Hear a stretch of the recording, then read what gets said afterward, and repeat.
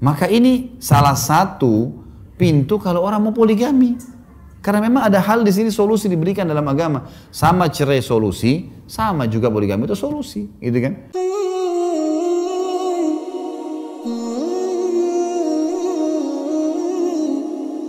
Bapak Ibu sekalian, bukan aib kalau pasangan kita pernah buat salah, sekarang dia mau perbaikin. Kita terima, perbaikin, ayo sama-sama kita perbaikin. Karena manusia bisa buat salah. Manusia bisa buat salah. Maka kita pertahankan pada tempatnya. Dan yang terakhir adalah masalah poligami pada tempatnya. Banyak orang yang salah faham dengan poligami. Ada orang yang benci sekali karena tidak faham. Ada juga orang yang terlalu menganggap remeh sehingga sembarangan. Padahal ini adalah hukum Allah. Poligami ini Bapak Ibu sekalian adalah bab tertinggi dalam bab nikah. Jadi kalau sholat itu seperti istikharah dengan tahajud. Istikharah dengan tahajud itu mustahil orang kerjakan kalau dia sendiri belum pernah sholat duha, belum pernah sholat qobliyah. Karena ini bab tertinggi di bab sholat. Sama dengan materinya, mata pelajarannya orang kuliah. Kita kasih anak SD nggak paham dia. Ada orang punya masalah teman kita lalu kita mengatakan, kamu tahajud aja. Padahal dia sholat wajib aja masih Senin Kamis gitu. Susah, nggak mungkin gitu kan.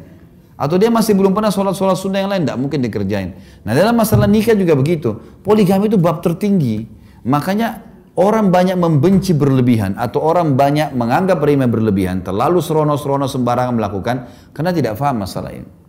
Dia ibadah yang mulia, asal dikerjakan dengan cara yang mulia. Gitu kan? Cara yang mulia. Kalau memang seseorang itu niat mau menjalankannya, maka dia harus bersama-sama dengan pasangannya, laki-laki misalnya. Dia harus bisa merangkul istrinya bersama-sama mencapai target itu. Dengan ilmu agama, dengan keimanan, dengan mengatur program-program untuk ke situ. Bukan serono-serono, bukan sembarangan, sehingga akhirnya merusak rumah tangga yang pertama. Orang kalau mau buka rumah tangga, orang kalau mau buka perusahaan, misalnya saya buka restoran. Saya mau buka restoran lain cabangnya.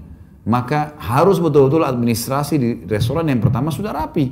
Sehingga pada saat saya buka, memang saya buka restoran yang baru ini semuanya tinggal pindah administrasi sudah rapi. Tapi kalau enggak, maka pastikan di pembukaan restoran saya hanya berhasil gembira di hari pertama karena banyak kembang yang dihadiahkan oleh orang-orang. Setelah itu akan kacau balau semuanya. Pegawainya akan bawa lari uang dan seterusnya akan kacau balau semua. Maka Bapak Ibu sekalian beradil dalam masalah ini. Jangan membencinya karena tidak faham. Jangan juga menganggap remehnya karena sembarangan melakukan.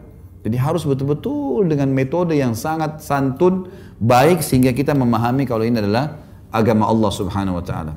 Saya kasih contoh, ada satu orang yang saya kenal di Jakarta. Dia menikah kurang lebih 15 tahun. Nggak punya anak. 15 tahun nggak punya anak. Ini kisah nyata. Kemudian diteliti ke dokter, ternyata istrinya punya masalah. Jadi selain mandul, memang si istri ini punya penyakit, saya lupa jenis penyakit apa pada saat itu disebutkan.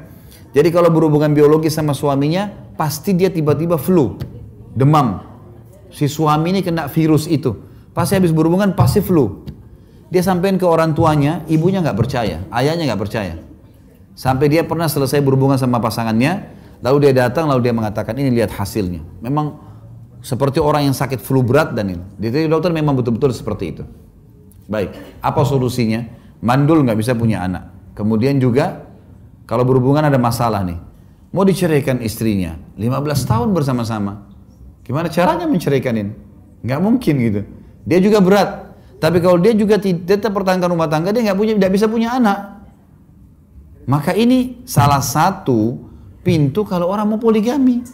Karena memang ada hal di sini solusi diberikan dalam agama. Sama cerai solusi, sama juga poligami itu solusi, gitu kan? Adalah jalan keluar bagaimana seseorang bisa menemukan sesuatu yang memang kalau sudah mentok di sebuah titik yang dia harus menjalankan sehingga tidak ada hal yang dirugikan. Allahu a'lam.